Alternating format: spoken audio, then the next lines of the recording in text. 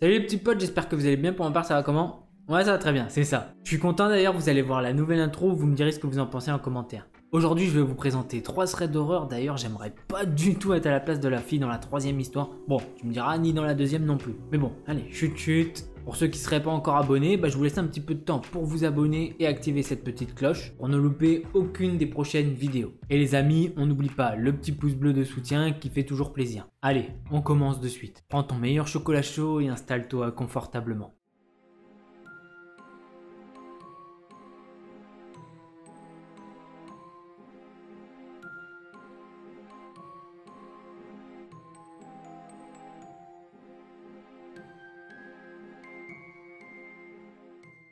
Mon histoire commence en 2014. J'avais 18 ans à l'époque et je cherchais l'amour par tous les moyens. Tu vois, j'étais particulièrement seul parce que ma copine m'a quitté quelques semaines avant.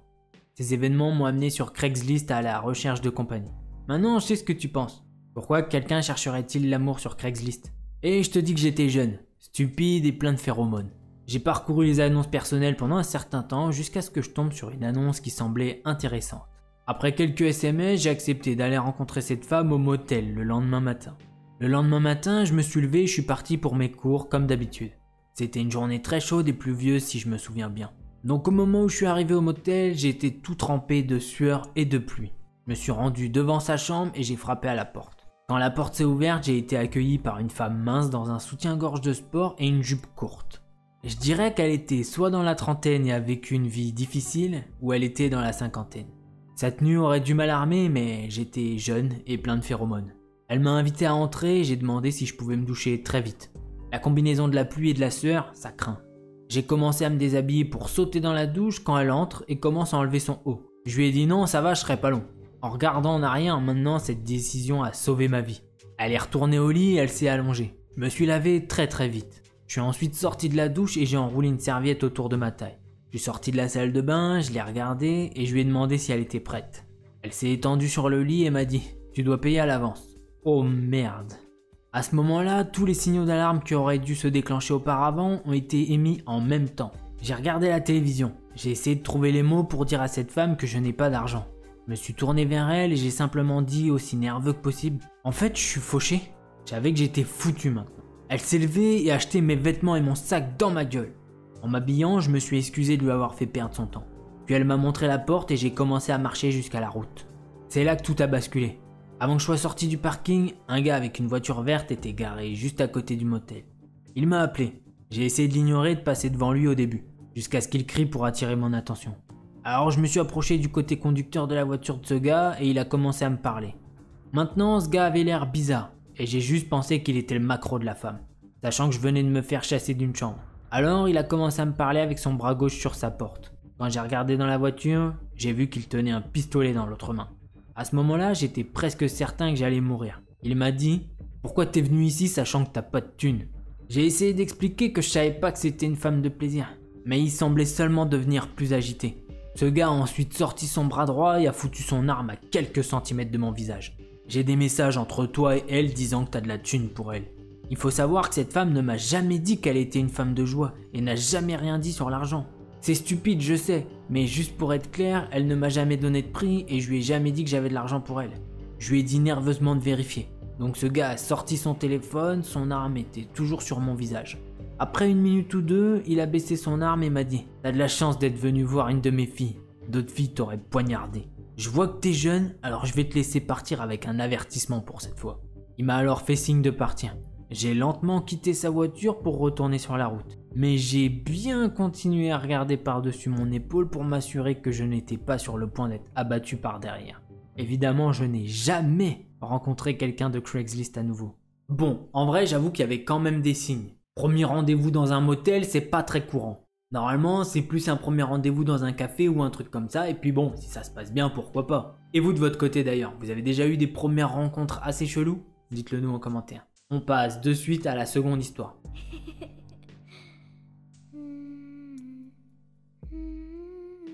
L'histoire que je vais vous raconter se passe en 2008. Antoine a 12 ans et il nous dit qu'il vit dans un pays en voie de développement. Ses parents ne lui ont jamais donné la permission de rester dehors après 19 h pour quelque raison que ce soit. Un film qui se termine à 18 h 30, non. Étudier chez ses voisins après 19h, non. Mais un jour, il a la permission d'aller voir un film en fin de soirée avec tous ses cousins et de passer la nuit chez sa grand-mère. Antoine, il est tout excité. En tout, ils étaient 6, 5 mecs et une fille. Tous les autres avaient à peu près la vingtaine. Le film se termine à 2h du matin et on leur a demandé d'aller directement du cinéma à la maison, qui était d'ailleurs à proximité. Antoine, en vrai, il était plus excité de voir la ville de nuit plutôt que le film. Pour aller au cinéma, ils ont pris 3 motos. Et ils s'étaient dit qu'une fois le film terminé, ils iraient dans un café qui était ouvert 24h sur 24 pour acheter quelques glaces. C'était le seul endroit encore ouvert et c'était relativement loin de la maison de ses grands-parents. Ils étaient ultra contents vu que c'était un nouvel endroit qui venait d'ouvrir et qui était assez populaire. Une fois le film terminé, ils sortent du cinéma et la route est complètement déserte. Seuls les lampadaires éclairaient les routes pleines de trous et rien d'autre. Même les magasins médicaux n'étaient pas ouverts. Sa cousine a aussi des parents extrêmement stricts, alors elle a refusé de venir et a dit qu'elle devait être à la maison parce que ses parents attendaient son retour. Ils ont tous essayé de la convaincre de venir avec eux, mais c'est mort, elle était catégorique. Elle devait rentrer à la maison et ils ont finalement décidé de la laisser partir. Ils étaient maintenant plus que 4 sur 2 motos et ils ont commencé à rouler vers le café. À un moment, Antoine il a remarqué qu'une moto les suivait. Bon, c'était facile, ils étaient les seuls sur la route. Il l'a dit à son frère immédiatement et son frère lui a dit qu'ils allaient probablement au même café. Un peu plus loin, une autre moto demande à son cousin de s'arrêter et il lui demande le chemin. Ils se sont arrêtés pensant que ces gars étaient perdus et ils ont commencé à leur donner la direction. Pendant qu'ils discutaient avec les gars qui demandaient leur chemin, 3 autres motos apparaissent et les encerclent. Ils étaient maintenant 8 gars. À ce moment-là, ils se sont rendus compte que c'était une embuscade, mais c'était déjà trop tard. Un des gars a poussé son cousin de la moto sur le sol et a commencé à le frapper. Ils ont essayé de défendre leur cousin. Une fois les combats stoppés, un des cousins saignait déjà de partout. Ils ont commencé à leur demander d'appeler leur cousine et lui dire de revenir. En fait, ils les avaient suivis depuis le cinéma. Le groupe de motards explique qu'ils veulent juste discuter avec la fille. Au début, ils font semblant de pas avoir de femme avec eux et qu'ils savent pas de quoi ils parlent. Le chef des motards leur a dit qu'il les tuerait si la fille ne revenait pas. Une voiture est même passée devant eux sans ralentir. Et les motards ont recommencé à les frapper et riaient pendant qu'ils les frappaient. Sans aucune aide en vie, un des cousins d'Antoine frappe un motard et crie « Courez !» Et instinctivement, ils se mettent à courir dans des directions différentes. Ils abandonnent leur moto dans la rue. Les motards commencent à les pourchasser. Au début, ils sont à pied mais ils reprennent toutes leurs motos et les poursuivent dans les rues. À ce moment-là, Antoine il a pas de téléphone portable sur lui et il connaît pas très bien la région. Il court vers une maison et il cherche une cachette. Il saute par-dessus un muret et il se retrouve nez à nez avec un chien énorme. Le chien il commençait à bouiller sur lui et ça réveille les propriétaires. Les propriétaires ils ont pensé que c'était un voleur au début, mais quand ils ont vu un petit garçon de 12 ans en larmes, ils ont compris qu'il se passait quelque chose. Du coup ils lui demandent gentiment ce qui s'est passé. Antoine il leur explique tout et il leur dit qu'il sait pas du tout où sont ses cousins. Ils lui ont alors donné un téléphone et il a appelé la police. La police a d'ailleurs dit qu'ils enverraient une patrouille mais qu'ils devaient attendre au moins 2 heures. Antoine il a remercié les gentils propriétaires et leur a dit qu'il devait rentrer chez sa grand-mère pour savoir si ses cousins étaient revenus. Antoine il se faufile à travers les rues et a retrouvé la maison de ses grands-parents. 2 de ses cousins étaient déjà revenus mais son grand frère n'était pas encore là. Ils ont décidé de l'appeler. Il leur a dit qu'il était caché et qu'il reviendrait quand le soleil sera levé et qu'il y aura du monde dans les rues. Ils entendaient les motards patrouiller dans le quartier. Ils avaient clairement peur qu'ils découvrent la maison. Mais à l'aube, ils ont arrêté de patrouiller. Son frère a pu rentrer et Antoine était le seul indemne. Les autres étaient tous blessés. Un de ses cousins a eu des points de suture au visage, un autre avait les côtes cassées et son frère avait le nez cassé. Voilà, cette histoire elle est maintenant terminée. Et bah je comprends mieux pourquoi les parents d'Antoine ils étaient vachement stricts avec lui et qu'il devait pas rentrer après 19h. Le seul soir où il peut sortir, il se passe un truc de fou. Je sais pas si c'est juste un manque de chance ou quoi, mais en tout cas c'était pas du tout une très bonne soirée. Allez, on passe de suite à la 3e histoire qui d'ailleurs est française.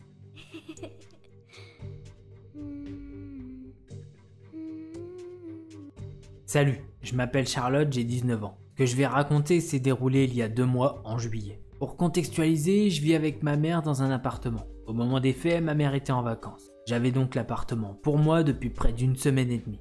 Faut savoir que je vis dans un immeuble assez petit dans un quartier pavillonnaire. Les résidents de cet immeuble sont majoritairement des familles avec enfants et des personnes âgées.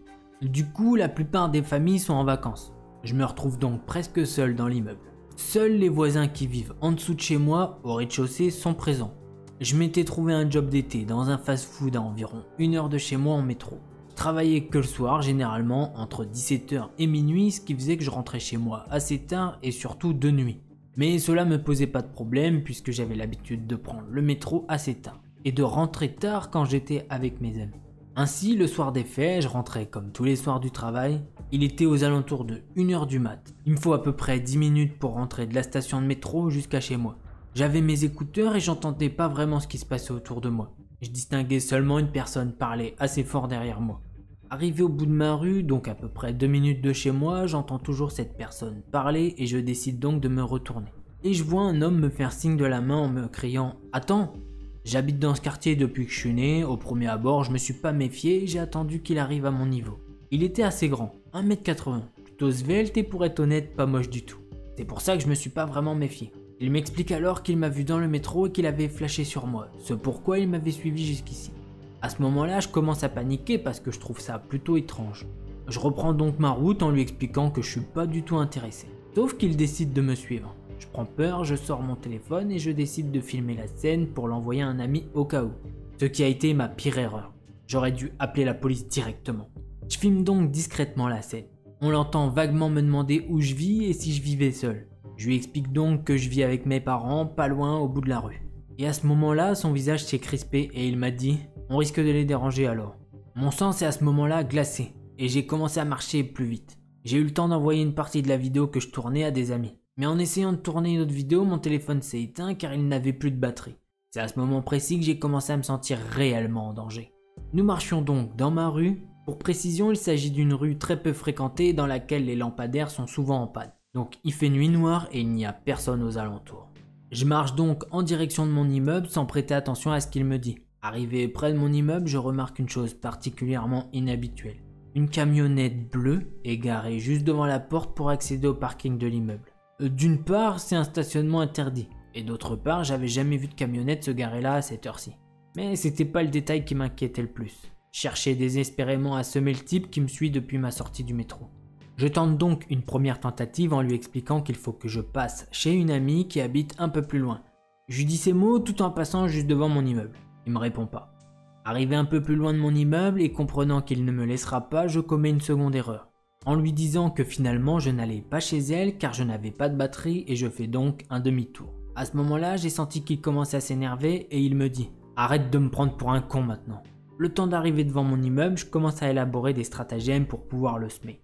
Une fois arrivé devant la grille, je me souviens que mes voisins du rez-de-chaussée ne sont pas en vacances et bien présents dans l'immeuble. Car je le rappelle, nous sommes en plein mois de juillet. Tout le monde est en vacances. Alors, malgré les gros différends que j'ai avec ses voisins, j'imagine qu'ils ne me laisseraient pas en danger. Je décide donc de passer le grillage et je le laisse passer derrière moi.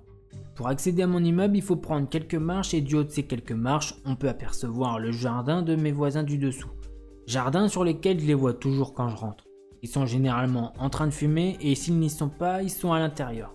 Mais on distingue la lumière puisqu'ils laissent les volets ouverts. Arrivé au-dessus des marches, je remarque que mes voisins ne sont pas là. Les volets sont fermés.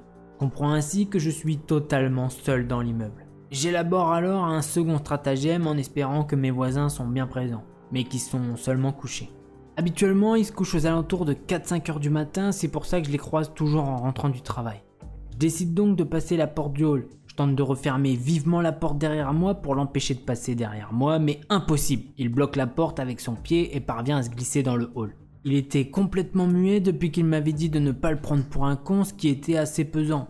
Lorsqu'il est parvenu à se glisser dans le hall, j'ai senti sa respiration plus forte. Il avait l'air vraiment énervé, mais je comprenais pas pourquoi il continuait à me suivre. J'étais complètement déboussolé et en même temps tétanisé. Je ne savais vraiment pas quoi faire. Je décide donc d'aller sonner à la porte de mes voisins en espérant qu'il prendra peur. Aucune réponse de mes voisins. Je me sens alors complètement seul et mon instinct de survie prend alors le dessus. Je me retourne alors brusquement vers lui. Je le pousse violemment au sol et je me rue vers les escaliers. J'habite au premier étage, alors je me suis dit que j'arriverais plus vite que lui. Arrivé à ma porte, je l'entends monter les escaliers. Je me dépêche de sortir mes clés, mais la peur, le désarroi et tous ces sentiments mélangés font trembler mes mains. Ce qui rend assez compliqué l'ouverture de ma porte. Il y a 2 verrous et une serrure. Je l'entends ouvrir la porte des escaliers au moment où je rentre la clé pour ouvrir la dernière serrure. Il se colle à mon dos. Je sens sa respiration dans mon cou.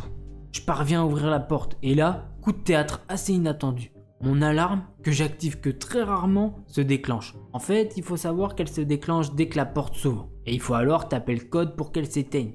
Lorsque l'alarme se déclenche, je suis totalement surprise et je sursaute assez violemment de peur parce que je m'y attendais pas, sauf que ce sursaut l'a lui aussi effrayé. Il s'est alors enfui en courant. Je ferme donc instantanément la porte derrière moi et je désactive l'alarme. Je cours alors vers la fenêtre du salon pour m'assurer qu'il est bien parti. J'entends la porte du hall se claquer et la porte du grillage. Je le distingue à travers les volets. Et là, je le vois monter dans la camionnette qui était garée juste devant le parking. Et c'est à ce moment que j'ai compris que j'avais évité le pire. Je me suis rendu au commissariat le lendemain matin après qu'un ami ait passé la nuit à la maison. Je n'ai pas pu porter plainte mais seulement pu déposer une main courante. Je leur ai expliqué que je l'avais vu monter à bord d'une camionnette garée devant chez moi. Ils m'ont alors dit que cet homme m'avait sans doute espionné et repéré depuis bien longtemps. Qu'il avait compris mes habitudes et savait que j'étais seul chez moi ce jour-là. Ce qui reste incompréhensible pour moi est qu'il soit parvenu à passer à l'acte le seul jour où je ne croise pas mon voisin du rez-de-chaussée. Nous sommes aujourd'hui quelques mois après cette affaire et je n'ai toujours aucune nouvelle du commissariat. J'ai donc demandé à mon patron de changer mes horaires pour que je puisse finir plus tôt. Je ne rentre plus en métro mais en bus, même si c'est plus long. Et j'emprunte un itinéraire différent tous les jours, en espérant ne jamais le revoir et en remerciant mon alarme qui m'a sans doute sauvé la vie. Voilà, cette histoire elle est maintenant terminée. Mais qu'est-ce qu'il lui voulait ce mec? Pourquoi il la suivait comme ça depuis un moment? Il a réussi à la suivre jusqu'à chez elle, il connaissait son itinéraire et ses horaires. D'ailleurs, est-ce qu'il n'y avait pas un autre gars dans la camionnette bleue? Bon, en vrai, on se le dit, dès qu'il y a une camionnette dans une histoire, c'est tout de suite glauque. Dites-moi ce que vous avez pensé de cette petite histoire. J'espère que ces 3 threads vous ont plu, je trouve qu'ils étaient bien sympas. Si vous n'êtes pas abonné et que le contenu vous plaît, n'hésitez pas à vous abonner et activer la petite cloche pour ne louper aucune des prochaines vidéos. D'ailleurs, si jamais c'est pas fait, on n'oublie pas le petit pouce bleu de soutien, ça fait toujours plaisir. En attendant la prochaine vidéo, portez-vous bien, tchuss! Play a game with you. Hey, don't you run away. Please stay. Stay with me. If you don't come play with me, then we will kill you.